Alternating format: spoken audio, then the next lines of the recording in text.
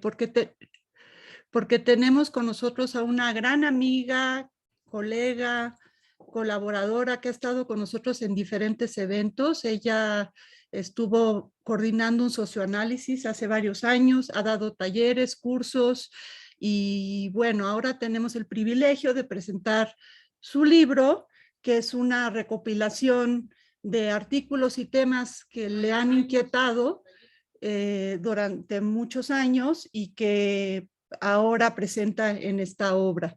Antes de iniciar, voy a darles un... Hola, Ana María, buenas tardes, ¿cómo estás? ¿Qué tal? ¿Qué tal? Muy contenta de estar con ustedes otra vez. Siempre AMPAC me ha recibido con tanta amorosidad y gentileza que es un gusto conectarme con ustedes. A la distancia, pero estaremos. Claro, esa es la ventaja ahora del mundo virtual, que podemos tener Ya estas lo creo. presentaciones. Sí, antes de iniciar voy a decir un pequeño, eh, eh, un pequeño resumen de su currículum. Ana María es doctora en psicología, psicoanalista, profesora plenaria titular en la consulta de la Universidad de Buenos Aires, integra el Consejo Asesor del Ministerio de las Mujeres, Géneros y Diversidad, dependiente de la Presidencia de la Nación Argentina. Fundó la primera cátedra de estudios de género en Latinoamérica en 1987. Es investigadora y se desempeña como profesora invitada y de prestigiosas universidades nacionales y extranjeras. Es autora y compiladora de numerosos libros en la temática de género, entre ellos La mujer de la ilusión, Pactos y contratos entre hombres y mujeres, Las lógicas sexuales, Amor, política y violencias, La diferencia desquiciada, Géneros y diversidades sexuales, y ha recibido numerosas distinciones, entre ellas el Premio ONU Mujer en el 2000 y el Premio CONEX de Platino en Psicología en el 2016. En el 2018 se convirtió en graduada ilustre de la Universidad de La Plata.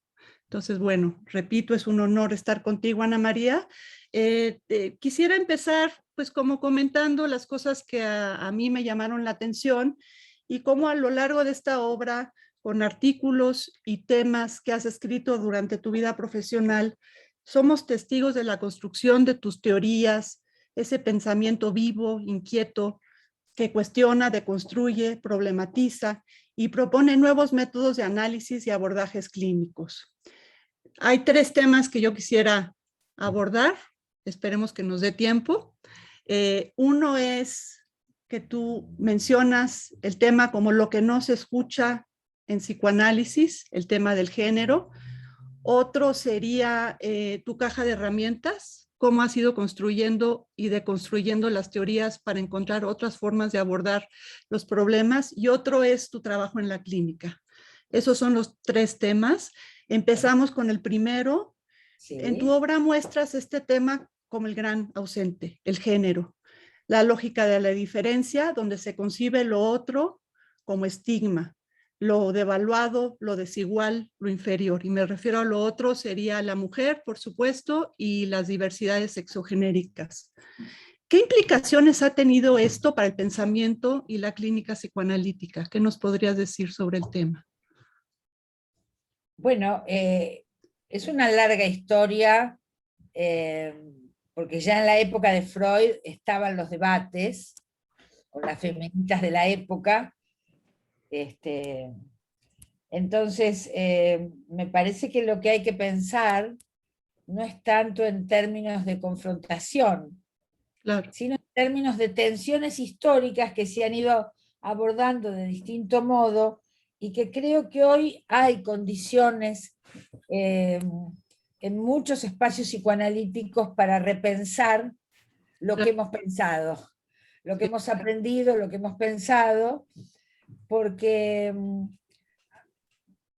se ha producido un fenómeno mundial, por lo menos dentro de Occidente, que es estos feminismos que salen a la calle multitudinariamente, y eso sin duda retoma las interrogaciones y planteos que teníamos las feministas que venimos de larga data, pero los pone en otro circuito por que impacta a la sociedad y arma agenda.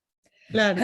Agenda política, agenda cultural, y golpea los consultorios y las instituciones psicoanalíticas también. Nada Claro. queda indiferente después de el Ni Una Menos, los 8M multitudinarios, los Me Too, en fin. Para darte un ejemplo muy directo, a lo largo de toda mi historia de consultorio, que deben ser como 50 años, mejor no sacar la cuenta, yo debo haber tenido alguna vez alguna paciente mujer que relataba algún abuso incestuoso en su infancia. Alguna, una, dos, tres, más no, en 50 años. A lo mejor las hubo, pero no lo dijeron. Pero que dijeran que necesitaban abordar eso.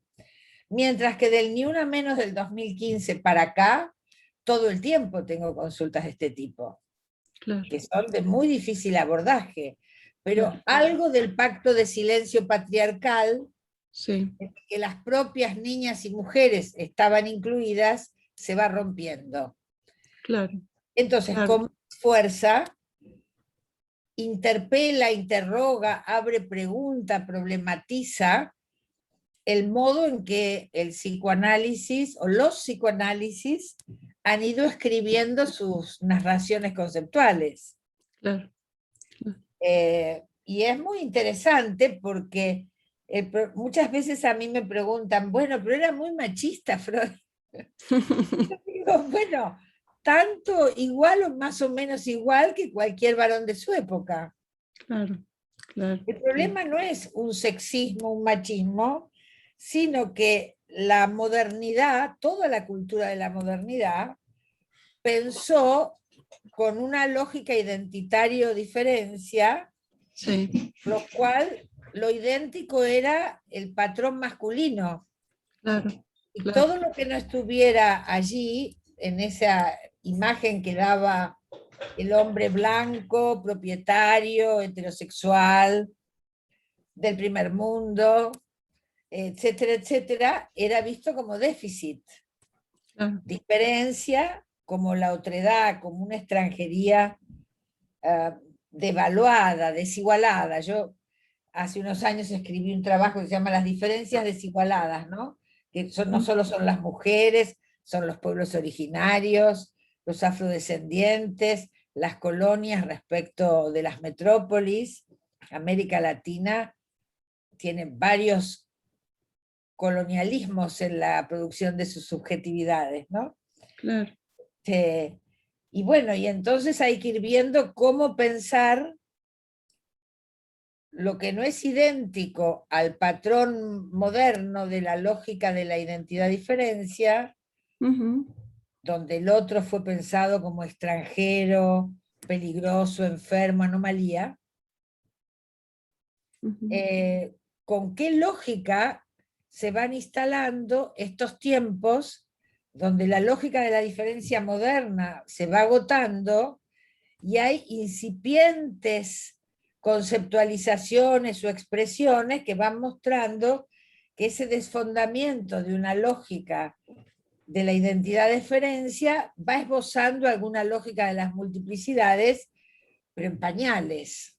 Sí, que yo pensaba justo lo que tocas en tu libro, de lo que plantea Castoriadis como el imaginario social instituido, que es esta red invisible de prácticas, pensamiento, ideología que reproducimos sin darnos cuenta y que no le podemos pedir a Freud que no estuviera inmerso en su imaginario social instituido y que claro que su concepción de la mujer y su clínica psicoanalítica iba a partir de esto, y que justo lo que tú mencionas es que ahora afortunadamente por el imaginario social instituyente, que son todas estas nuevas formas de expresión y esta lucha feminista y de las diversidades sexogenéricas, se están empezando a construir otras formas de entender y pensar, y nosotros como psicoanalistas tenemos pues el reto de salirnos de estos prejuicios que tendemos a tener no porque seamos necesariamente discriminatorios, sino porque así crecimos. Esto yo creo que es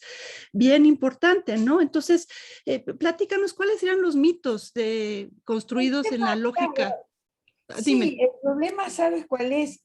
Eh, que, porque hay que, lo que hay que discutir más bien es cómo deconstruir esa Sí, ilusión de que el psicoanálisis ofrece teoría completa, claro. o completa con toda ironía en relación a la falta, y los autores fundadores han dicho todo. Sí, sí, claro. Entonces, aparece algo tan nuevo como las infancias trans, suponte, de lo que nadie sabe nada. Y Ujú, entonces vamos a ver qué dijo Freud, qué dijo Mencken, qué dijo Lacan, porque debe estar en esa Biblia que es el conocimiento psi. sí, Entonces, lo que sería la incompletud lógica de que cada autor piensa con las herramientas de época, herramientas lógico-conceptuales me refiero, se transforma en lo que Bachelard ha llamado un obstáculo epistemológico. claro. Entonces, ese obstáculo epistemológico, que es la dogmatización de un campo de saberes y prácticas, te impide pensar lo nuevo, Claro, claro, sí, inventar nuevo pensamiento si es necesario, tomando el sí, linaje de lo que fue esbozado por los autores fundadores, pero no dando por sentado que allí, en esos textos bíblicamente leídos, va a estar la verdad. Ese es el claro. problema que hubo, ¿no? Y fíjate que, bueno, yo vengo de una familia de linaje psicoanalítico y había una expresión en mi familia que era, eso ya lo dijo Freud, Claro, un poco esto, y o si no, eso ya está en Freud, pero no lo han leído bien. Y es esta sacralización de las teorías cuando viene un genio como Darwin, como Marx, claro. como Freud, que hablan de la condición, en el caso de Freud, humana de una manera tan innovadora. Como sociedad humana tendemos a sacralizar estas teorías y a dejar de escuchar otras disciplinas, que es algo que tú mencionas en tu libro, la sociología, la antropología, las ciencias políticas, y en ese sentido es importante, como tú dices, de construir estos mitos, que serían cuáles, ¿cómo verías tú cuáles son los mitos Bueno, arraigados en la teoría y técnica psicoanalítica sobre la mujer, sobre las diversidades sexogenéricas? son mitos que están en la cultura, es decir, Sí, que lo que estoy tratando de mostrar es que el psicoanálisis es hablado por su época, sí. es hablado por su episteme de la diferencia, Sí, ¿no? Dicho metafóricamente, la episteme de la diferencia de la modernidad es su inconsciente, es el sí, inconsciente del psicoanálisis, ¿no? claro, claro, sí, Dicho metafóricamente, por supuesto, o haciendo una pequeña broma ahí, ¿no? sí, Pero bueno, vas a tener que incluso, por eso la importancia de la genealogía, ¿no? claro, Entonces, si ya en los primeros escritos míos, yo había hecho todo un rastreo histórico de cómo la mujer como hombre inacabado sí, es el a priori desde donde se pensó la sexualidad femenina en psicoanálisis, viene desde los egipcios. claro, Entonces, es hablado por un imaginario que dio por sentado que los seres humanos eran los varones y las mujeres eran hombres incompletos. así es. Eso se fue arrastrando, ¿no? Sí, Eh, bueno, eso es una de las principales cuestiones, porque además tiene, para mí, ha tenido siempre el interés de que me ubica de entrada en que el problema es epistemológico. claro, claro, Y entonces, por eso la importancia de construir, ¿no? claro, Esta maravillosa herramienta de Derrida, que yo ya tomaba antes de leer a Derrida con la idea de lectura sintomal sí, que venía de Althusser, ¿no? Donde, bueno, un texto habla por lo que dice, pero también por lo que omite. claro, claro, Entonces, esos silencios y omisiones son los lapsus del texto. Por eso, claro, lapsus fundacionales, ¿no? El sí, título. sí, entonces, bueno, eso permitió ir armando como una concepto. Bueno, la metodología de problematización recursiva me llevó muchos años, Ujú. hasta 2005, 2007 empezó a tomar forma, pero los primeros escritos son del año 80, 79, así Claro, que del siglo pasado. Así que mira vos el tiempo en que eso se fue amasando, ¿no? Ahora, lo importante me parece es trabajar con caja de herramientas, no importa cuáles sean las herramientas, cada cual necesitará las propias según lo que va a estudiar, claro. pero permite ahí pensar que muchas cuestiones como las dimensiones de género o las diversidades sexuales, como tú decías, necesitan pasar, abrevar en los enfoques unidisciplinarios, pero ir avanzando hacia epistemologías de la multiplicidad, Claro. porque lo unidisciplinario no te puede dar cuenta de la relación, por ejemplo, histórico-social y psiquismo, ¿no? ¿Cómo pensar la subalternidad de las mujeres? Claro. ¿Cómo pensar la subalternidad en el modo que cursa en una de nosotras, blanca, universitaria, etcétera, con Ujú. el modo en que cursa con una mujer de extrema pobreza, Sí, claro. en condiciones de vida imposibles, o una mujer de altísima riqueza? También Sí, hay subalternidad. sí, En claro. cada una de ellas cursa de un modo distinto. ¿Cómo escuchamos si no tenemos en cuenta todo eso? Si no hemos trabajado más allá de la transferencia en Claro. nuestra implicación. Eh, ¿Qué nos queda de subalternidad cada una de nosotros cuando Eso, está ahí? ¿No? Pues solo en el eso, sí. consultorio, en nuestra vida personal podemos no meternos, pero digo, ¿cómo abro mi escucha en relación a desde dónde escucho? Claro, claro, esa sería la pregunta. Y sí, pensaba, hablas de tu caja de herramientas, ¿no? La lectura Sí, sintonal de los textos, la deconstrucción, la genealogización, esto que mencionas del desmontar la ilusión de una teoría completa, el sí. incluir la multidisciplina y lo que acabas de mencionar, lo que no se ve es, está ahí mismo silenciado, denegado y además algo muy interesante, no solo silenciado, prohibido de ser visto. Y cómo el psicoanálisis, por esta situación de época y por la dificultad de integrar otras disciplinas sociales, se quedó con estos mitos de la mujer. Y como dices tú, cómo deconstruimos que, como mencionas, la mujer como un hombre incompleto, la Sí. equivalencia masculino activo, femenino pasivo. Bueno, claro, por supuesto. Sí, Nada más claro que hablar desde la época, ¿no? sí, Es hablado con la idea, porque la diferencia, la episteme moderna, es binaria, por lo tanto hay uno activo y otro pasivo, no los dos un poco activos, un poco pasivos. sí, Binaria, jerárquica, ¿no? sí, Identitaria. Entonces, una de las cosas que van estallando en los imaginarios colectivos actuales son los binarismos. sí, claro, Y toda nuestra producción de identidad sexual ha sido binaria, claro, claro, ¿no? ¿Sos sí, esto o aquello? sí. Pareciera ser que hoy vamos hacia y somos esto y aquello, ¿no? Más Entonces, incluyente de otras alternativas, y ¿no? son procesos identitarios flexibles, Sí, claro. fluidos.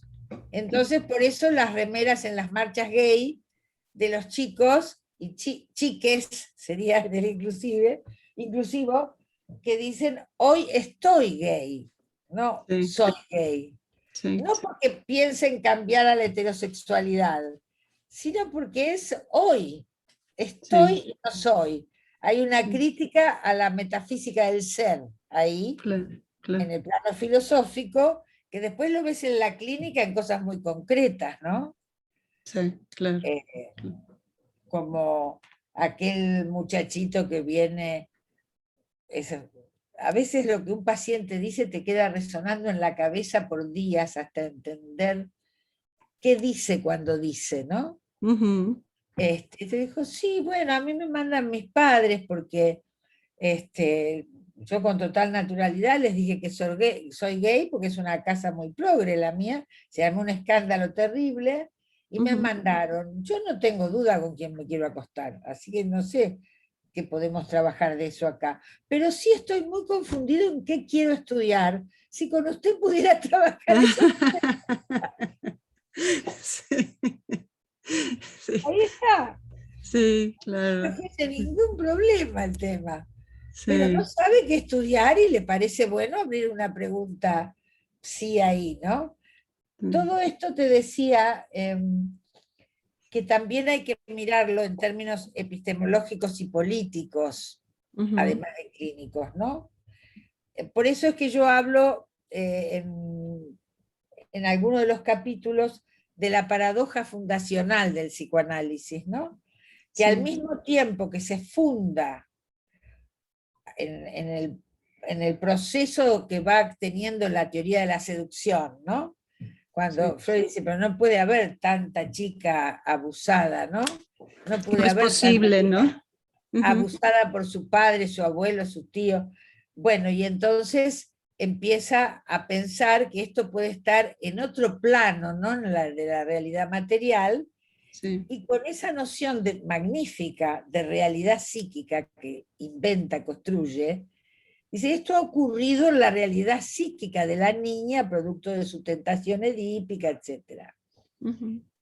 Entonces, mirá vos qué paradoja fundacional, porque Sí, en el mismo movimiento que con la noción de realidad psíquica instala, establece lo que será un campo específico de saberes y prácticas, el psicoanálisis, teoría del inconsciente, etc., sí, al mismo tiempo funda la desmentida, sí. ¿no? De que no había, no habían sido su padre o su abuelo o su tío quien había abusado de ella. Esa desmentida fundacional, como toda desmentida, lo sabemos por la clínica, necesita cada vez más afirmarse en lo que debe ocultar. Claro, Y entonces ahí en la propia fundación hay un anhelo de dogmatizar para que no entre nada, claro, claro. que pueda Sí, acercarte al punto de la desmentida institucional. claro, Y claro, entonces así la es. dogmatización, por eso, tú comentabas al inicio que te mandaban, eso ya lo dijo Freud, te mandaban a leer Freud porque no lo has comprendido. A mí me han mandado mucho. Particularmente me han mandado mucho a leer Psicología de las Masas, que además es un texto que me encanta, porque Sí, creen que no lo he comprendido. sí, Yo siempre me lo he tomado con humor, ¿no? Pero es una cosa bastante ofensiva para si uno no lee políticamente lo que está diciendo esa frase, ¿no? ¿No claro, entendiste? Bueno, sí, claro, tu cociente intelectual que vas a entender, andar, en vez de andar a lavar los platos, andar a releer Psicología de las Masas, ¿no? sí. Como si todos los aspectos políticos y sociales los hubiera dicho Freud, y es imposible. Está la sociología, está la antropología, las ciencias políticas, y como tú dices en tu libro, este empeño en no escuchar, y yo pensaba en otros conceptos, ¿no? La envidia del pene, la angustia de castración. Esto que mencionas muy interesante de cómo nos horroriza a Occidente la cliterdectomía que sucede en países árabes o en Sí, África, sí, pero como hay una cliterdectomía simbólica que tiene la claro. misma efectividad, por lo que Levi Strauss menciona que es la eficacia simbólica, cuando un símbolo tiene la misma potencia como si fuera real o estuviera sucediendo. El misterio de la cultura occidental, ¿no? Los Sí, árabes para domesticar la sexualidad de sus mujeres tienen que hacer una amputación. sí, Y a nosotras nos han domesticado siglos solo con la palabra. exactamente, exactamente. ¿No? El Sí, efecto, muy eficiente el dispositivo biopolítico, los dispositivos biopolíticos de Occidente. sí, Bueno, toda la cuestión de la sexualidad femenina. Ahora, también eso no es solo en Freud. Me parece que a veces hay que también poder leer desde distintos ángulos, ¿no? Si tú dices, con Lacan la mujer no existe, en vez de ofenderte porque dice que no existís, uno no tiene por qué leer a la letra, ¿no? Más un autor como Lacan. Entonces, o la mujer como objeto. Tampoco, chicas, hay que ofenderse ahí, porque en realidad, si la mujer está dicho, la mujer, en tensión con otra expresión que sería el hombre existe con mayúscula. Los derechos del hombre no son los derechos humanos. Sí. Así que el siglo XVIII inventa la categoría hombre con mayúscula.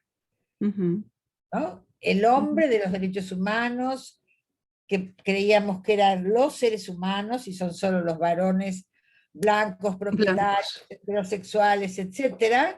Sí. Entonces el hombre políticamente existe, sí. Pero la mujer no. Tienes razón.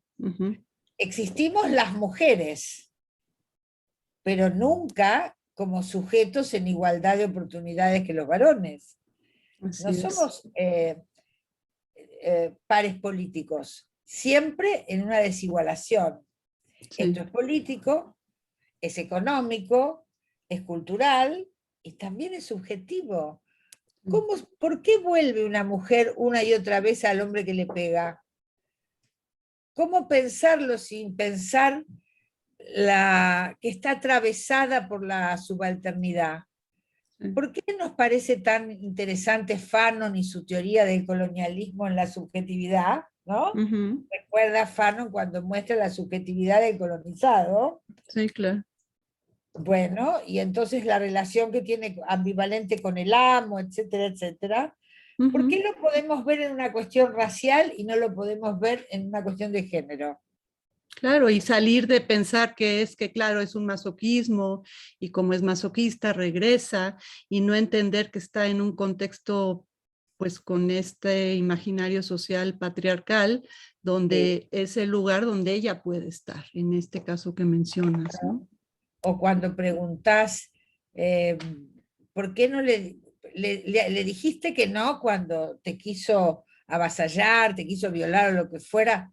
No me animé. Sí. ¿Por qué no te animaste?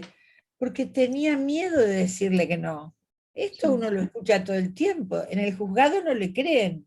Sí. Tenga 13 años o 56, no importa. Nadie le cree que tiene miedo de decir no, así no. Sí. Sea con su pareja más íntima, sea un jefe que la hace trabajar de más, lo que fuera, ¿no? Claro. Y ahí es porque no se entiende hasta dónde la subalternidad. Ahora, esto plantea otra cuestión.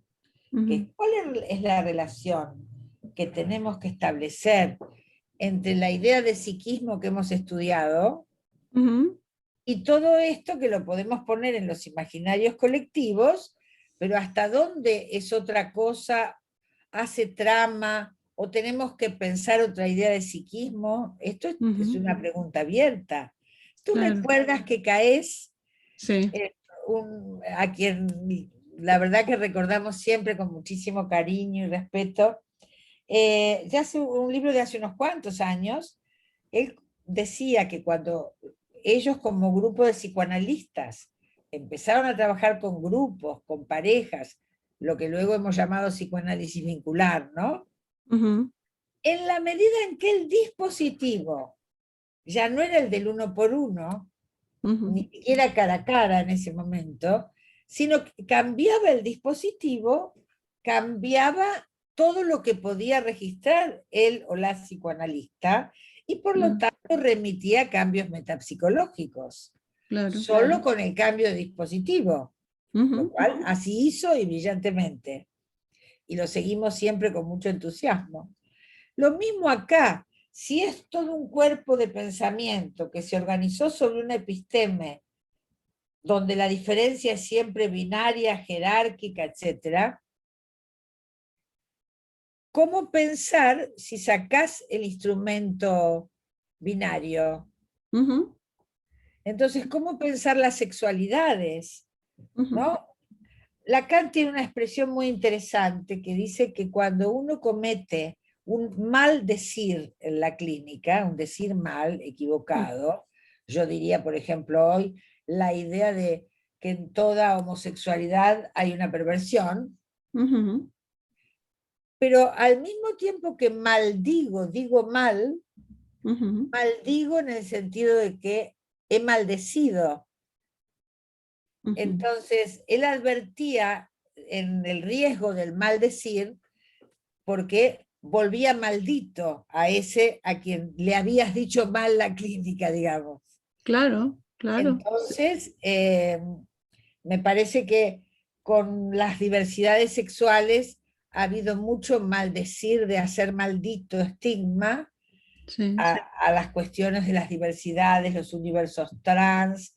Bueno, por suerte ha empezado a haber toda una conceptualización de las teorías queer que discuten bastante con el psicoanálisis, también aportan nuevas conceptualizaciones. Y casualmente ellos también trabajan, como Paul Preciado, por ejemplo, trabajan la cuestión de la multiplicidad deleuziana para pensar.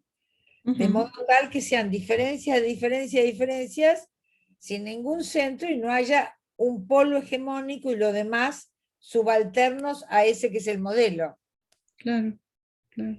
Entonces, bueno, ahí estamos todos pensando, me cuesta muchísimo. Acá en Buenos Aires las chicas están muy entusiasmadas con el lenguaje inclusivo y algunas hablan inclusivo de corrido, totalmente incorporado. Yo, bueno, si empiezo una conferencia digo, bueno, ¿qué tal todes? Como para dejar claro que acuerdo y después hablo como puedo, ¿no? Bueno, es que es un nuevo lenguaje y como cualquier lenguaje que aprendes que implica una visión política, social, cultural, y como cualquier lenguaje que aprendes, pues te cuesta trabajo al inicio incorporarlo a la forma como tú te expresas, pero sí pensaba también en otro tema sobre lo que has tratado del concepto de salud y enfermedad. Ajá. Que está desde el inicio en la clínica psicoanalítica y cómo esto los antropólogos mencionan que cada época tiene su concepción del cuerpo, su concepto de salud y enfermedad y que entonces no nos extrañe que de pronto en la época de los fundadores eran las histéricas y los obsesivos y ahora son otro tipo de padecimientos, ¿no? Entonces, ¿cómo ha influido esto? Este cambio que estamos tratando de hacer en el imaginario social instituyente, cómo construir un nuevo concepto de salud y enfermedad para que no nos suceda que cuando llegue una mujer que es golpeada digamos, es masoquista, hay que trabajar el placer que obtiene cuando la golpea, o nos llega una persona que expresa su identidad sexogenérica de una manera distinta a la norma y nosotros digamos, es un perverso, lo que pasa es que su mamá lo tuvo para ella y el papá lo excluyó, todo lo que escuchamos reiterativamente en estas teorías, ¿no? Todo está en el proceso de separación, individuación, y si nos vamos ahí, vamos a ayudar a esta persona enferma, ¿no? ¿Cómo cambiamos esto? ¿Cómo planteamos estas nuevas formas de entender el cuerpo, la sexualidad, el género y la salud y enfermedad? Tú me llevas a un punto que a mí me parece central, que son las corporalidades. Nosotros decimos el psicoanálisis, que es el invento freudiano, más sus seguidores y todas las conceptualizaciones posteriores, y nuestro oficio. Pero en realidad yo me animaría a decir que eso es aquello que Freud y otros grandes pensadores psicoanalíticos pudieron poner en palabras, pudieron teorizar, conceptualizar el psicoanálisis, pero eso no agota todo lo que debe haber en lo inconsciente. Claro, claro. Entonces, yo diría, el inconsciente sería el freudiano, lacaniano, kleiniano, ¿no? Lo que se pudo poner en discurso, y quedan dimensiones de lo inconsciente que todavía no hemos teorizado. Seguro. O que hemos teorizado subordinadas a otras, por ejemplo, los cuerpos. ¿Qué son los cuerpos para el psicoanálisis? Son cuerpos letrados, es decir, donde se expresan conflictos psíquicos. Así es. No solo las psicosomáticas, ¿no? Cualquier enfermedad que tengas y digas, estuve en cama porque tuve no sé qué, aunque te parezca recontrabiológico, no va a faltar una amiga que te diga, bueno, claro, con las preocupaciones que has tenido últimamente, ¿no? Y vos decís, ah, sí, claro, claro. Estás deprimido, entonces te dio cáncer, ¿no? Ese tipo de Exacto, exacto. reduccionismos, ¿no? Claro, pero ¿qué idea de cuerpo hay ahí? Un cuerpo que se expresa para hablar lo que el inconsciente está exclamando.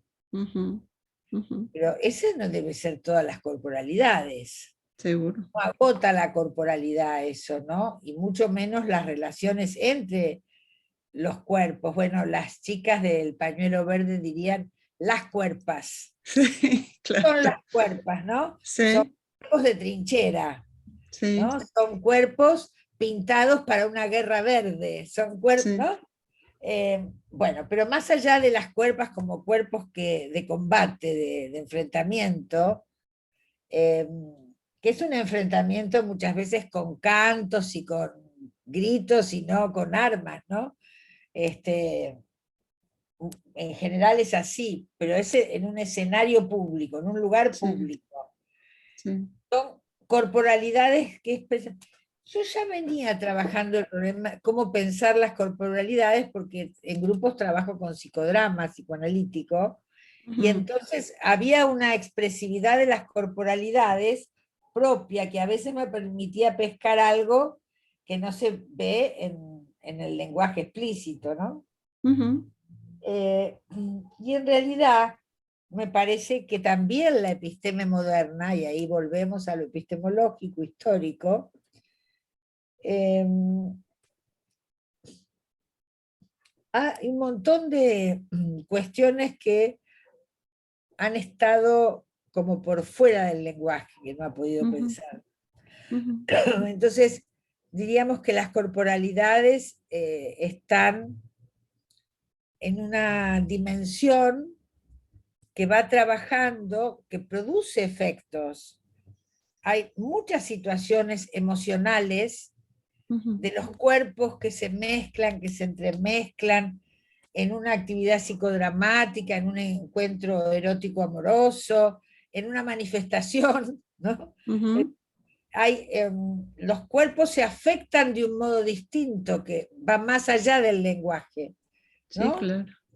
Entonces yo escribía por ahí, no me acuerdo si en el libro está, que así como el significante desliza Ujú, los, para existir, ¿no? El sentido insiste para existir, dice Deleuze, ujú.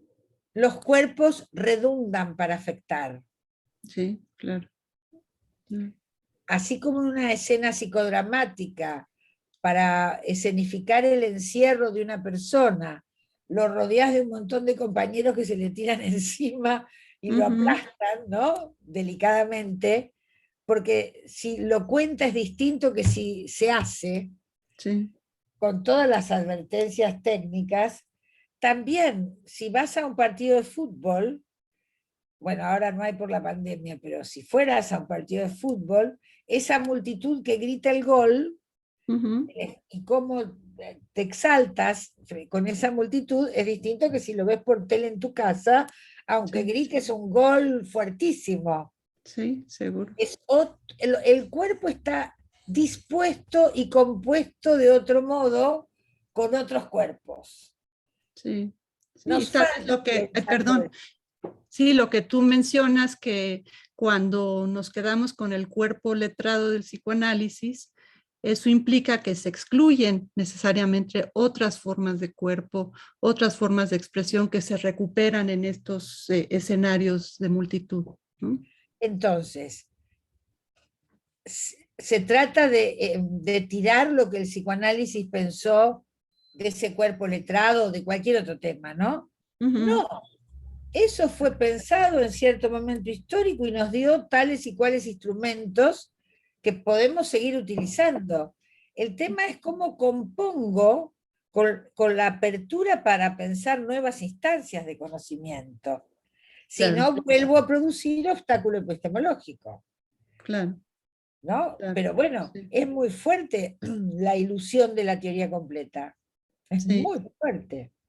Sí, porque resuelve, ¿no? Calma y se vuelve un credo. Al fin y al cabo lo Claro, podemos volver una religión y sacralizar las prácticas como rituales.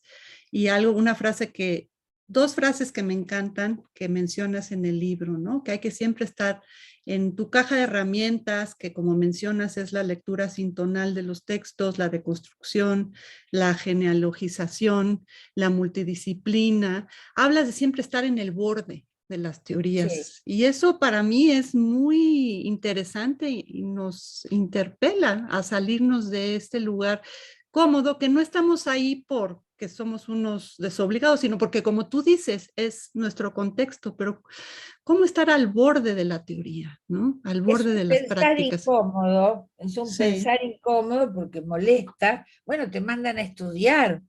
sí. Imaginar que yo que he sido una alumna tan aplicada que me digan que no estudié lo suficiente. Decir que siempre me lo tomé en broma, siempre.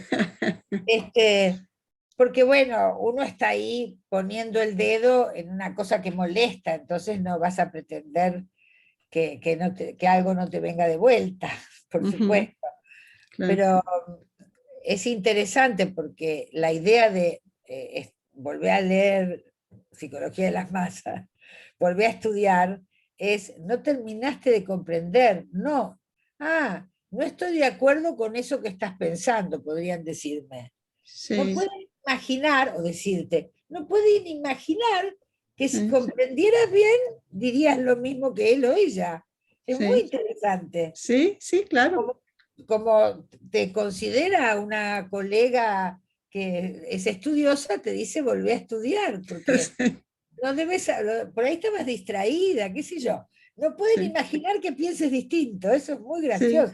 sí, sí, sí. Y que pasa lo mismo con el mito del padre totémico, que hace años que los antropólogos y los sociólogos han dicho eso no existe, eso no existió, fue una interpretación de Freud basado en los reportes que le llegaban de etnografías que ni siquiera salían a hacer trabajo de campo.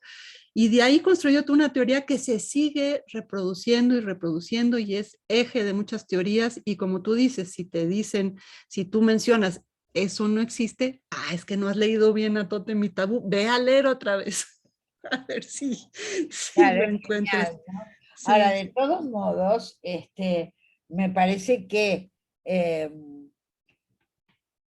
abrir en esta cuestión epistémica, yo digo que tenemos que pensar la articulación entre la visibilidad que abre una teoría, mira sí, todo lo que abrió el psicoanálisis, sí, no le podemos pedir más, ha estado no, espléndido, y sí, lo que deja en invisibilidad. sí, Siempre una teoría va a dejar algo en invisibilidad porque depende de dónde mire, claro, claro, así. Pero otra sí, vez, abrir nuevas visibilidades chocaría con la necesidad de sostener las desmentidas.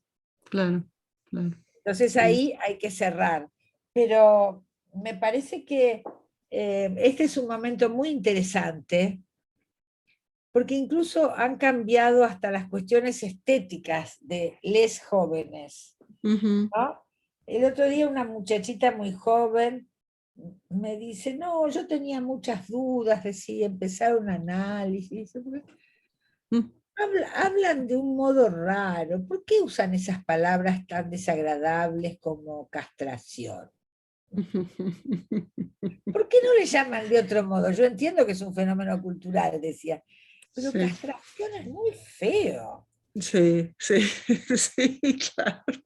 Y está ahí puesto porque pues no nos pueden, o sea, es parte de una visión del cuerpo masculino, ¿no? Como no tenemos pene, entonces estamos Claro, pero como castrados. para ella eso era imposible de pensar, Sí, claro, ella descarta, eso ni existe para ella. sí, sí. Cada cual tiene su sexo, etcétera, etcétera.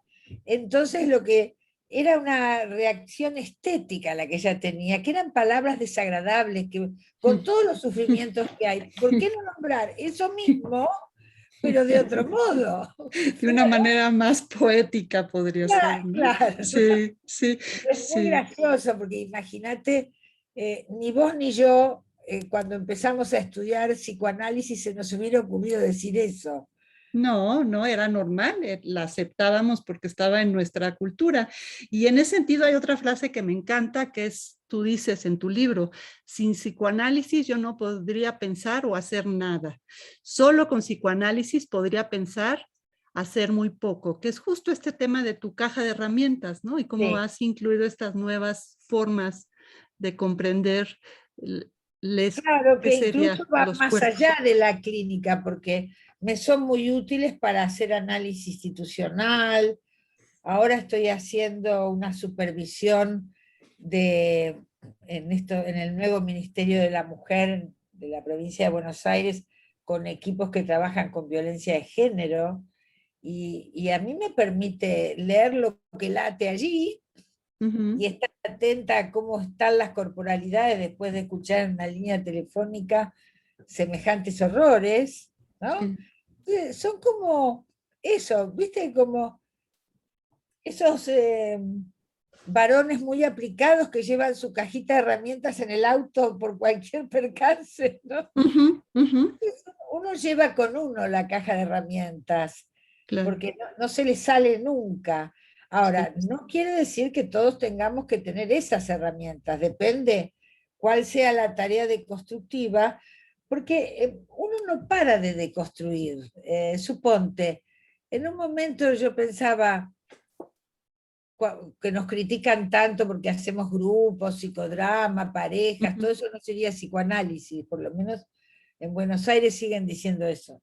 Acá en México también, sí, Y hay yo digo, instituciones que se siguen afirmando eso, sí. claro, y entonces yo digo, pero ¿por qué si ponemos todes, ahí me salió, todes, el eje en la singularidad de la escucha, y esto es lo que te garantiza el acto analítico, la singularidad de tu escucha, ultra singular la escucha, pero después todos al mismo dispositivo, uno por uno, diván, bueno, ahora Zoom.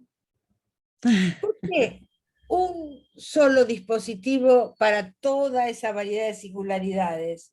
Yo no trabajo así, yo escucho un pedido de tratamiento, pienso, le puedo ofrecer el dispositivo tradicional, por supuesto, pero también le puedo ofrecer grupos o dentro de un tratamiento individual, periodos de tratamiento vincular con algún familiar cercano conflictivo o lo que fuera, Sí, o entrar a un grupo y en un grupo pensar si es una persona más para que tenga técnicas psicodramáticas o solo verbal. Digo, infinidad de variaciones, ¿no? sí, sí, O en las adicciones, hacer algún espacio grupal con amigos, amigas de esa o ese paciente que quiere dejar las drogas y de pronto vienen unos que no piensan dejarla, pero como él quiere dejar, vienen a ayudar, ¿no? sí, sí, claro, Son sí, dispositivos que no podés no parar de inventar, digo, pero sí, hay algo allí de la dogmatización que llegó a las prácticas, claro, ¿no? claro, sí, que ¿Y es qué es lo que justo está el, evitado? perdón, ajá, dime, Claro. ¿Y ajá, qué es lo que está evitado en esos dispositivos otros? Las corporalidades en acción. claro, eso nos incluye y sí, es justo de pronto hacer una clínica dogmatizada donde lo importante es la herramienta técnica para Sí. validar la práctica y no las corporalidades, las expresiones diversas de diferentes fenómenos y trabajar con esta caja de herramientas para los pacientes, no para seguir una teoría, ¿no? Sí, Que, pero bueno, es así, a mí me parece que este es un buen momento. Hay una frase que repiten las estudiantes de psicología. Mi facultad de psicología en la UBA es una facultad de una fuerte hegemonía lacaniana, ¿no? uh-huh, Y muy de instituciones bastante clásicas dentro del lacanismo. Entonces no se estila debatir, no se estila ver otros autores, en fin. Y entonces estas jovencitas que iban a clase y hasta hace pocos años se fascinaban con esos profesores y profesoras, ahora después de las marchas del pañuelo verde, uh-huh, vienen a decir, queremos un psicoanálisis a la altura de la época. Mm, ujú. Yo estuve en unas jornadas que se hicieron ya no me acuerdo en qué año, antes de la pandemia, en el 19, que la cátedra de género que yo fundé, que ahora está a cargo de Bora Tajer, conmemoró los 30 y algo de años de esta cátedra. Bueno, yo di una conferencia, etcétera, pero después no pude con mi genio y me metí en los talleres a ver qué estaban discutiendo, ¿no? Y me encantó. Y había un taller sobre psicoanálisis y género, todas ponencias de chicas muy jovencitas, y el público muy jovencito, y también varones, y casi todas las ponencias terminaron diciendo, porque queremos un psicoanálisis a la altura de la época. Yo dije, esto no es una coincidencia, esto es un síntoma institucional, esta Claro, repetición. Y claro. me pareció fantástico. Entonces ahora también tenés atajos, ¿no? Entonces tenés los que creen que con 2 o 3 parchecitos surciditos con buen gusto ya zafamos el tema. Ujú. Y tenés gente más interesada en revisar profundamente las cuestiones, que ya te digo, abarcan desde la clínica cotidiana hasta el cambio epistémico de nuestra cultura occidental. Sí, claro, claro, sí. Sí, justo porque está cambiando el paradigma y hay estas nuevas Así es. expresiones de identidad de género, Sí. validación de diversas sexualidades y corporalidades. Entonces, y un poco lo que reflexionas me parece interesante, cómo nosotros en nuestra escucha seguimos diciendo, pues el problema es la homosexualidad. Y este chico que te dice, no, eso ya lo tengo claro, no tengo duda. El problema es mi carrera, qué voy a estudiar, qué quiero Es una ser. frase magnífica esa. Sí, Fue sí, ya hace bastantes años, por lo tanto más mérito todavía, porque todavía no era tan obvio que sí, uno fuera a decir a sus padres a los 16 años soy gay. sí. Pero él, confiado en que era una familia progre, fue y lo dijo. Pero lo interesante es cómo en poco tiempo se aceleraron esos procesos. Sí, Y ya estamos casi teniendo una generación que no pasó por el closet. claro, claro. Entonces vas a ver ahí cuánto de lo que clínicamente se decía perversión es Ujú. producido por el existenciario en el que vivían, con mitad de su vida clandestina y mitad oficial, Sí, claro, claro, ¿no? sí, Eso produce marcas en la subjetividad muy grandes. claro, No es lo claro. mismo que si vos simplemente en tu vida vas por el mundo alegremente y decís lo que querés y lo que no querés no lo decís. Ujú. Es la mitad de la vida en clausura, como las monjas de clausura, ¿no? Sí, En sí, el clausura, secreto. Ujú. sí. Es más que el secreto, es como clausurado, Mm, y ujú. entonces solo en ese circuito hiperclandestinizado, Sí, ¿no? Bueno, todavía, por supuesto, tenemos muchos ejemplos, sobre todo de varones que mantienen una familia formalmente de esposa, hijos, etcétera, y tienen ya no algún amante mujer, sino una vida clandestina bisexual, ¿no? ujú, ujú. Entonces, no sabes si son bisexuales, si es una homosexualidad que se encubre por cuestiones culturales. Bueno, Sí, todo eso empieza como a destaparse. sí, a tener otro foro para expresarse por este cambio paradigmático. Y bueno, por último, porque queremos al final de nuestra ¿Cómo no? conversación abrir el espacio para los comentarios del público, pero por último, Ana María, tú hablas de la clínica de la crueldad en tu texto, que me pareció un concepto, una teoría muy innovadora. ¿Nos podrías platicar sobre esto que has encontrado en la clínica de la crueldad? Sí. Em, Hay una primera idea que es, yo tuve la suerte de estar presente, porque pude ir y escucharlo. En el 2000 hubo en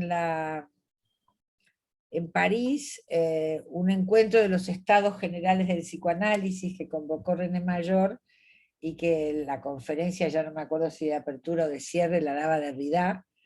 que fue muy interesante, y ahí planteaba que el psicoanálisis no tenía que tener coartadas para pensar la crueldad, que era el espacio más propio para pensar la crueldad. Él se estaba anticipando a la crueldad neoliberal, ¿no?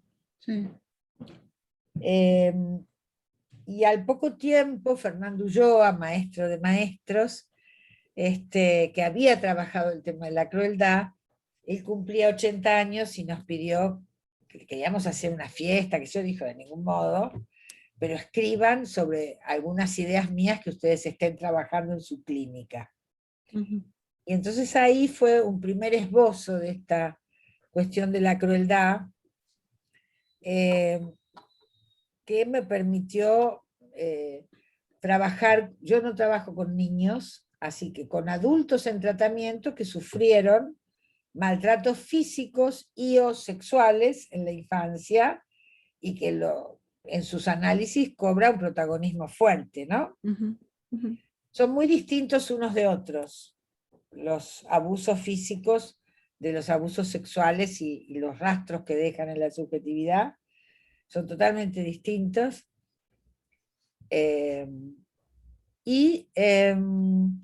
Primero escribí acerca de los abusos físicos, después tuve más casuística y empecé a escribir también de cómo trabajar los tratamientos de estas chicas arrasadas, muchas veces por abusos incestuosos que han ocurrido antes del lenguaje.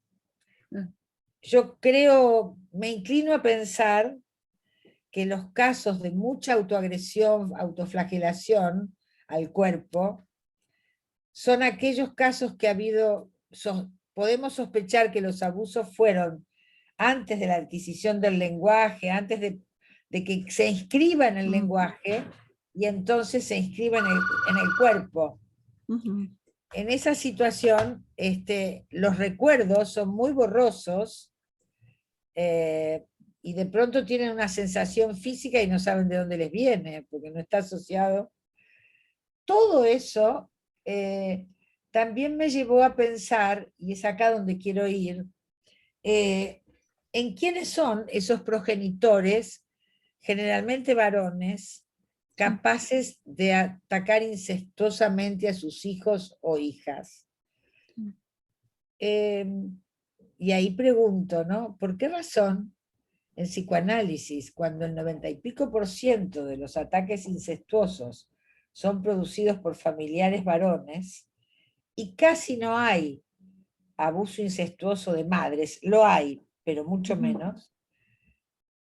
Psicoanálisis nos ha inundado de estrago materno, y por aquí estrago materno por allá, y no hay un solo texto que hable del estrago paterno.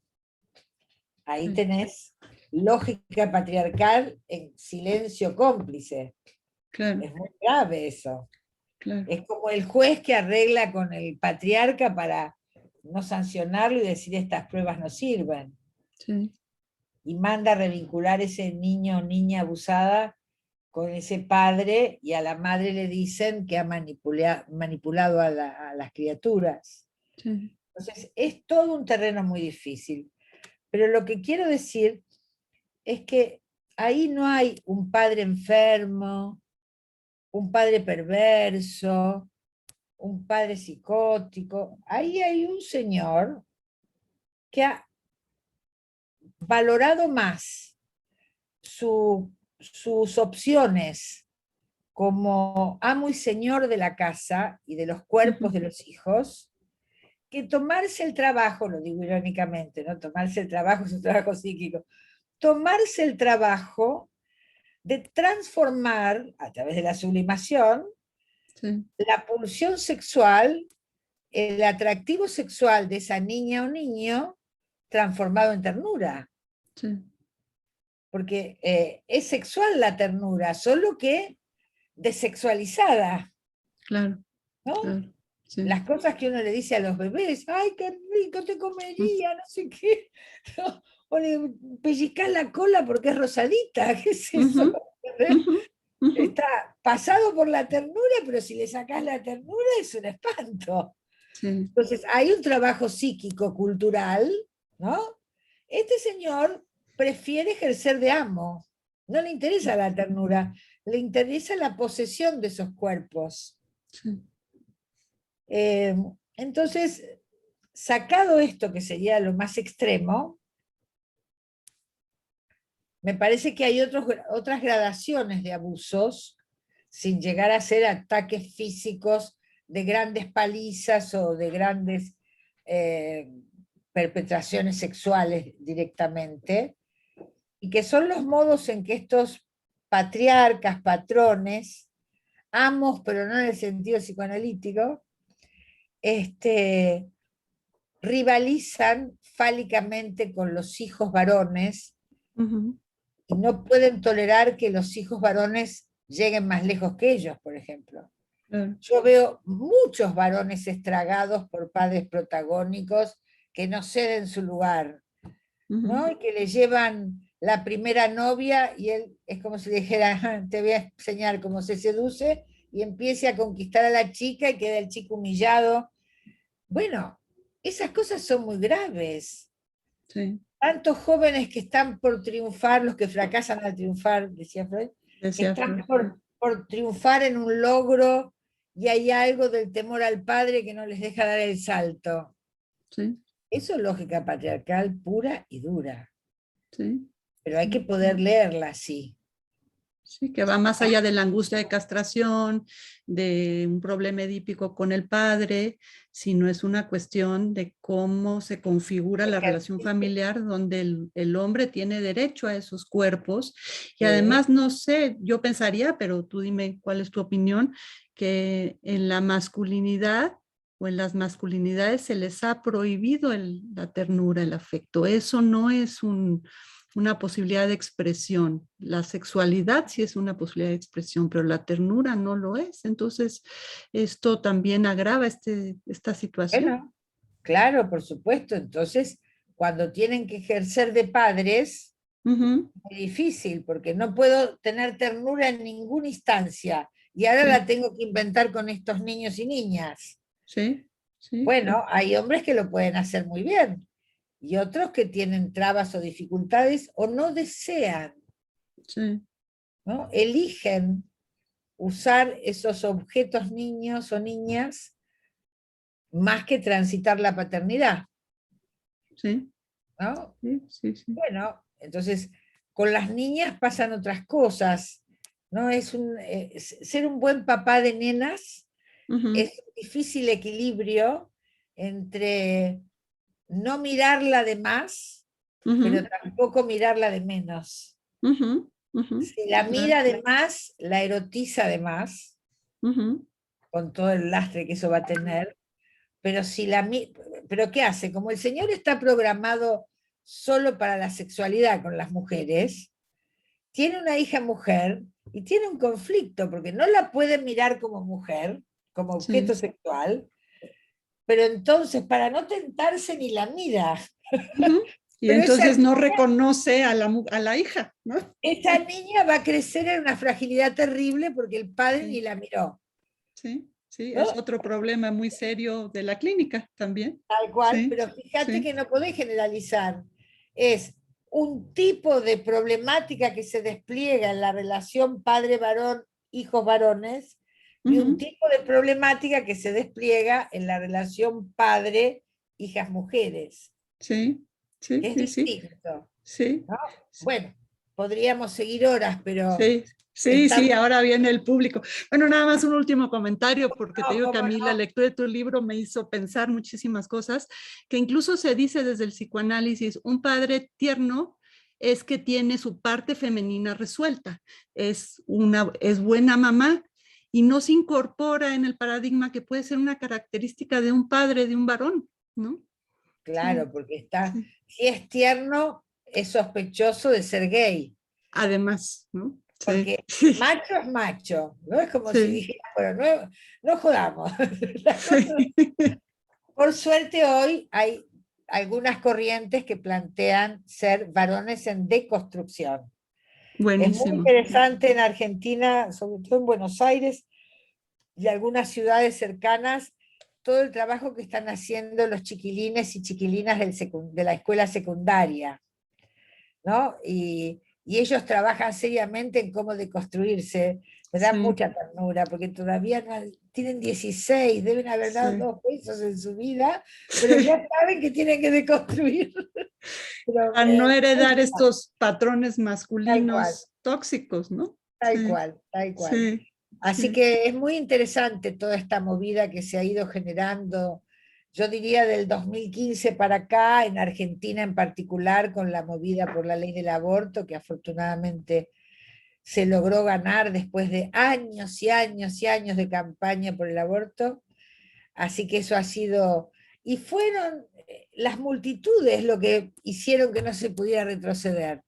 claro, claro, Es sí, muy sí, interesante cómo esa lógica de la calle instala gente, no permite retroceder, diputadas, senadoras, varones también, que ujú, decían, no, yo la primera vez voté contra la ley, pero mi hija me agarró y me dio vuelta.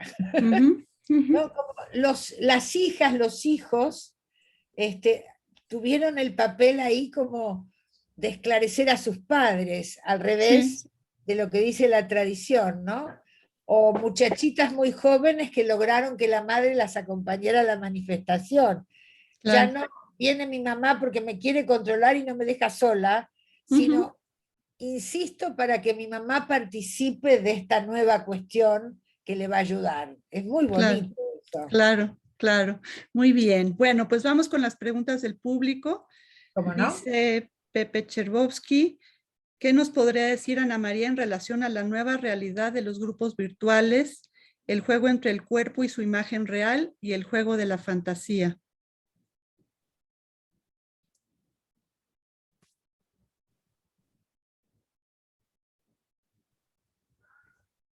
Sí, bueno, sin duda abre dimensiones de la virtualidad, Ujú, pero los cuerpos a la virtualidad y a la estimulación de la virtualidad responden materialmente. claro, No es solo el ensoñar. Los cuerpos, es virtual la conexión, pero se excitan, se transforman. Siempre ujú, hay una materialidad del cuerpo, de ujú, los cuerpos, que no desaparece. claro, Por claro, eso decía hoy, los cuerpos redundan para existir, ¿no? claro, claro.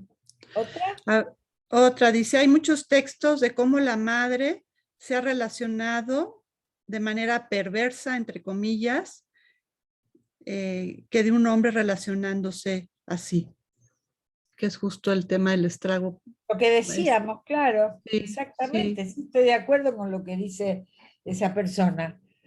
Y, Este, y, y lo que tú mencionas de cómo a la mujer de pronto el único lugar que se le ha dado es el lugar que tienes en lo privado y con los hijos, y por eso a veces eso se vuelve se un sitio de poder. exceden, porque es el Sí, único lugar, decía Yaceles Miguel, ya por los años 70, 70 y algo, es el único lugar donde la mujer puede ser sujeto activo que manipula el cuerpo del otro. sí, sí, así Pero es. bueno, son teorías. Lo cierto es que no tenemos eh, teorizaciones sobre estrago paterno. Así es. Tenemos la Así es. omisión de la responsabilidad del padre, que decíamos al principio, y un Ujú, silencio que habla a los gritos. sí, así es. Qué bonita frase. Okay. Bueno, José Ángel Aguilar Gil dice, gracias, superconferencia, felicidades. Quiero preguntar sobre el papel del padre en estas nuevas propuestas y si podemos asumir que tanto hombre como mujeres podemos realizar funciones. Pues es sobre el tema que estamos discutiendo.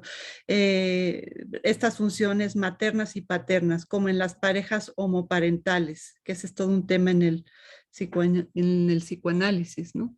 ¿Pueden los hombres homosexuales o las parejas homosexuales tener hijos? Claro, bueno, por suerte eso se está difundiendo mucho. Ujú, En Buenos Aires, en Argentina, hay una organización de madres lésbicas que escribe una revista y da consejos y hay espacios de reflexión, porque obviamente hay muchas dificultades, ni hablar cuando los chicos y las chicas llegan a la escolaridad, ¿no? ¿Con qué colegio elegir, que no discrimine, etcétera, etcétera? Claro. Entonces, pero hay ya organizaciones sociales que trabajan en todo esto, acompañando, y me parece que hay una apertura mayor en los centros urbanos que en las zonas rurales, ¿no? Claro, claro. Pero cualquier novedad funciona así, creo. Pero sí, Claro. todavía no sabemos cómo es, pero me parece que, a ver, estallan los binarismos en el sentido de que habría roles asignados para un sexo y roles asignados para otro. Bueno, hoy también estaría eso en discusión porque Judith Butler dice no solo el género es performativo, también el sexo, pero no nos metamos en lío. Entonces, lo que estalló es varón proveedor, madre en la casa cuidando a los chicos. ¿Estalló qué quiere decir? Que eso ha dejado de ser la única opción válida, correcta, lo cual no quiere significar que hayan desaparecido las prácticas matrimoniales que tienen ese esquema. Claro. Hay mucha gente que opta por un esquema así porque le gusta o porque hay más posibilidades de ganar mejor dinero si va él a trabajar que ella, porque las mujeres ganamos mucho menos que los hombres, etc. En fin, el tema no es la cancelación de un tipo de práctica social, sino la apertura a una multiplicidad, a la idea de que múltiples prácticas sociales de conyugalidad, de convivencia, de paternidad, maternidad, son posibles. Sí. Ahora, todo esto va a traer cambios en el lenguaje, Claro. porque son dos madres o dos padres. Bueno, los chicos parece que diferencian porque a una le dicen mamá y a la otra mami. Bueno, pero habrá algo que llame de algún modo a esa diferenciación que no es solo de roles. Ahora, también es cierto que la idea de que los roles eran binarios también estalla. La idea de que los posicionamientos eróticos eran binarios también estalla. Y hay iba a decir un maridaje, pero para este tema es una palabra inadecuada. Hay como una imbricación de multiplicidad de diferenciaciones, ¿no? Y eso es lo que no podemos terminar de convencernos quienes hemos sido producides en patrones heterosexuales, cis heterosexuales, como se dice ahora, que somos binarios para pensar cualquier cosa, no solo el sexo, ¿no? Sí. Pero bueno, es la modernidad que se va agotando. Sí. ¿No? Ahora, hay una frase muy bella de Gramsci, ¿no? Que cuando un viejo mundo se va agotando y aún no ha nacido un nuevo modo de vivir, hay que tener cuidados porque suelen aparecer monstruos, ¿no? Ah, qué lindo. Muy lindo. Claro, porque todavía no hay un ideario que guíe gente.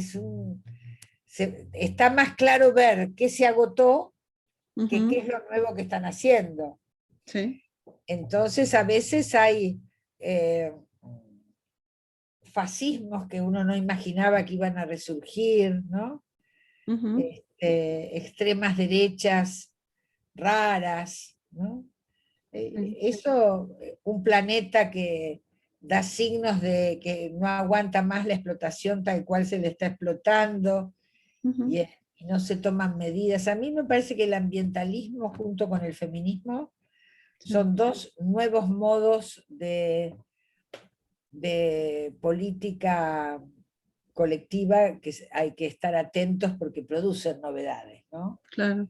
Son modos, aunque ambos tienen una larga trayectoria, son como protagónicos de las luchas del siglo XXI, de esta primera parte del siglo, y tal vez de allí salgan metodologías innovadoras, ¿no? Sí, sí, sí, son nuevos paradigmas que nos Sí. cuestionan y que tienen que ver con los sucesos políticos, sociales, ecológicos. Y yo pensaba sobre ese tema, qué pasa en la clínica cuando nos llega una chica adolescente que es hija de dos mujeres. Vamos a agarrar a Freud y decir, en su casa hay perversión y el problema es que ella no tiene la diferenciación de lo otro, o vamos a escuchar realmente lo que está sucediendo en esta familia, tratando de estar al borde de estos paradigmas y escuchar desde otro lugar, ¿no? Es que retomo lo que decías, estar al borde, en los bordes de un campo conceptual, tiene buenas brisas, Sí, ¿no? Porque si sí, estás en el centro, tenés la institucionalidad, la lucha por el poder. En los bordes estás como más leve y te sí, permite una mayor porosidad para las políticas menores, ¿no? Son claro, esas micropolíticas. Porque sí, como intervengas ahí en ese ejemplo, estás efectuando una micropolítica. claro, claro, En sí, el cómo, no, esto es micropolítico, esto es psicoanalítico, no. Siempre tiene una dimensión micropolítica la intervención que hagas. sí, Por eso es tan importante no solo pensar que lo que se mueve en el analista, en la escucha, es un juego transferencial, que sin duda está, sino ujú, que hay algo que es mucho más ideológico que sí, las transferencias recíprocas, que, bueno, siguiendo a Luro Hoyo llamo implicación. Y me parece que eso tiene que ser eh, pensado y trabajado en espacios colectivos de claro, colegas, a lo claro, que llamo clínica de la clínica, ¿no? claro, claro, Quizás la clínica, tal cual estuvo hecha, y al mismo tiempo revisás tus implicaciones que te movieron a intervenir de tal modo, de tal otro, en tal ocasión. ujú, sí, Me parece que hay un espacio colectivo del trabajo que se ha ido perdiendo, porque bueno, este mundo capitalista actual al que llamamos neoliberal, ha avanzado en en los dispositivos biopolíticos del aislamiento, la ujú, crueldad. sí, La crueldad tiene esa otra dimensión, una dimensión biopolítica, ¿no? Que, bueno, Judith Butler habla de los cuerpos no duelables, mm, ¿no? Se mueren poblaciones enteras de cuerpos que no importan, ay, de fíjate, cuerpos sí, no duela, no, nadie los duela, no sí, hay cómo duelarlos, sí, ¿no? Bueno, entonces tenés un Bolsonaro que dice, bueno, nosotros no vamos a parar la economía por la pandemia, es una gripeciña. ujú, Claro, ¿qué le importa que se le muera un montón de gente de las favelas? sí, Es una selección que le viene bien porque este es un capitalismo que no va a haber lugar para todos. sí, Entonces, bueno, son cuerpos no duelables, sí, cuerpos que no importan, en resonancia con los afrodescendientes en Estados Unidos que dicen el cuerpo negro importa, ¿no? Ahí sí, hay un diálogo de consignas, ¿no? Los cuerpos no duelables, los cuerpos que no importan. Es muy lindo el trabajo ese de Judith Butler sobre lógicas asamblearias, lógicas de la calle, no me acuerdo ahora cómo se llama. mm, Muy interesante, muy mm, interesante. mm. ¿Qué más? Sí, bueno, yo sobre esto pensaba también los migrantes, ¿no? Que son Bueno, sí, sí, personas que de se ellos vuelven habla objetos. Judith Butler, de ellos habla Sí, Judith Butler cuando dice cuerpos nodulables. sí, ¿Qué le sí, sí, importa? sí, ¿No? sí, sí, Criaturas solitas en esos campamentos que les arman. sí, Fíjate el nivel de vulnerabilidad de chicos de 6 7 años sobreviviendo solitos. sí, ¿No? Bueno, a nadie, el mundo sabe qué ocurre, pero sí, nadie mueve nada, ¿no? así Bueno, es. ahora se suma Afganistán, que va a ser terrible. Con la mujer y la circunstancia de la mujer bajo los talibanes, ¿no? Toda esa gente que logra escapar, pero que va a unos campamentos y se espera ahí, ¿no? Mm, sí, Que no, ¿quién los va a reclamar para alojarlos en su territorio? A eso me refiero. Otros no violables. Claro. Pero bueno, esa es la doble cara del capitalismo global, ¿no? Esa posibilidad de acceso a la información, toda una cantidad de cuestiones que fueron las primeras que se vieron, y positivas, de la globalización, y esta es la otra cara, la ferocidad de la globalización, ¿no? Sí, sí. Hay una felicitación de parte de nuestra coordinadora general, Erika Tagle, y ella habla de la situación de la interrupción del libre embarazo en Argentina, que ya lo lograron, y en México no, es una deuda que tenemos pendiente. Tú, en este sentido, con la polémica que genera la interrupción del embarazo, la facultad de la mujer de decidir, ¿qué atravesamientos ves en estos fenómenos sociales, políticos? No sé, a mí me tocó una época donde con quien había que confrontar para lograr el aborto libre, seguro y gratuito era la Iglesia, ¿no? Eh, pero bueno, debe haber otros atravesamientos. Hoy diríamos las iglesias, ¿no? En los 90 el Papa de entonces larga la teoría de que todo católico debió oponerse a las ideologías de género. Ahí surge de un edicto papal la expresión ideología de género que usan los que se oponen al aborto y a la educación sexual en los colegios, etcétera, etcétera. Bueno, son los conservadores históricos, Sí. y neoconservadores también, nuevas formas del conservadurismo, ¿no? Sí. Pero me parece muy necesario. Ahora en Argentina está la ley, se reglamentó, qué sé yo, pero los que no están de acuerdo, que son sectores muy poderosos de la Iglesia, insisten y están atentos a cuando llega una niña a un hospital público, Sí. y arman toda la rodean para que no aborte. Es muy activa y ofensiva la política, no es meramente que ponen su posición explícitamente en un diario, suponte, ¿no? Sino que son acciones violentas las que ejercen. Sí. O se le ponen alrededor de la cama a una chica que quiere abortar, que tiene la anuencia de su mamá, todo, a rezar el rosario. Sí. Son cosas de mucha violencia. Pero estamos muy contentas con la ley. Ojalá a ustedes les sirva de envión.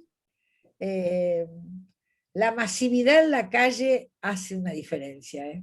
Claro, claro, Yo la presión. sugiero que sea todo tan masivo que no puedan decir que no. Sí, en México, por ejemplo, en la Ciudad de México sí está permitido, en ciudades más cosmopolitas, que tienen mayor complejidad de expresión, pero en las culturas muy homogéneas, donde predomina justo mucho el pensamiento y la ideología de la Iglesia Católica, es más difícil. Y no sé, pensaba también, ¿tú qué opinas si este lugar de la madre en la mujer como sacralizado, como inviolable? Entonces, ¿cómo una mujer que su valor es ser mamá se atrevería a pensar en no tener un hijo? No importa que fue una violación, que fue un incesto, esto rompería. Parece que eso pasa en la cabeza de las mujeres. Sí. No creo. O en la sociedad. En la sociedad, sí, pero nadie lo cree mucho. Sí, Se trata de que las mujeres no tengan libertad sexual, ¿no? también. Sí. Las chicas, por ejemplo, hay un caso famoso de una niña que le impidieron abortar, una niña de 11 años embarazada por su abuelo, tierra adentro, en un pueblo perdido, y ella decía, la chica no terminaba ni de entender qué se estaba haciendo en su panza, y decía, sáquenme esto que me metió el viejo. ¿Vos crees que ahí hay una idea de maternidad? Sí, Sáquenme no. esto que me metió el viejo. Sí, no. Es como, Yo creo que no. Además que las mujeres que realmente se quedan embarazadas y piensan que no deben abortar por razones X, tienen toda la libertad de no abortar, nadie las va a obligar. Claro, Y de pronto ese puede ser un niño muy querido. Un embarazo deseado no es un embarazo solamente producto de la planificación familiar. así Vos podés es. no tener no haber pensado querer tener un niño o niña y te quedaste embarazada y decís, uy, qué lindo, bueno, va a ser un quilombo, pero igual, ¿no? Ujú, Y va a pasar a ser un niño o niña muy deseado ujú, desde ya. Ahora, el tema es cuando una mujer, sobre todo de pocos recursos o de ningún recurso, eh, no quiere tener esa criatura, sí, ¿no? Entonces, me parece que hay, vos fijate en nuestra clase media, si la nena de 14 viene con un embarazo, es un lío en la familia, terrible, claro. terrible. Aunque el muchachito no, aunque no sea producto de abuso, aunque el muchachito no se haya borrado y diga queremos tenerlo y la chica quiera tenerlo, es un desastre el quilombo que se arma. Si no lo quiere tener, también. Es decir, Ujú, es un trastorno, no es sí, una buena nueva. Ahora, si la mamá, que ya tuvo 3 o 4 hijos, queda embarazada, le dice al marido, ¿sabes qué pasa? No tengo ganas de volver a los pañales. Y ujú, bueno, gordita, ya tuvimos 3 y chao. Y aunque sea gente de comunión de todos los domingos, aborta con total naturalidad. mm, Entonces, mm, en el consultorio uno escucha verdades que no se sí, dicen en los diarios. sí, cierto. Bueno, y también va a haber aquella mujer que se encontró embarazada sin haberlo buscado y que le es un enorme trastorno objetivo o subjetivo y por Ujú, mandato decide tenerlo igual. Y sí, también está en su derecho. Y de pronto va a ser una mamá macanuda. No tiene por qué ser una madre amargada por eso, porque los hijos se van queriendo de distinto modo a distintas épocas, ¿no? ujú, cierto. Pero yo no veo en la consulta el trauma por haber abortado. Mm, Sí lo veo, el trauma por haber abortado, en aquellas mujeres que deseaban fervientemente un hijo y tuvieron que abortar por X razón. Eso es un trauma. sí, sí, Pero claro. si no tenían interés y si están casadas y ya tuvieron hijos, eso no es ninguna tragedia. Ahora, todo Mm, esto no se dice. claro. Todo esto se oculta con la idea, bueno, en Argentina he aprendido mucho la idea de que matás 2 vidas.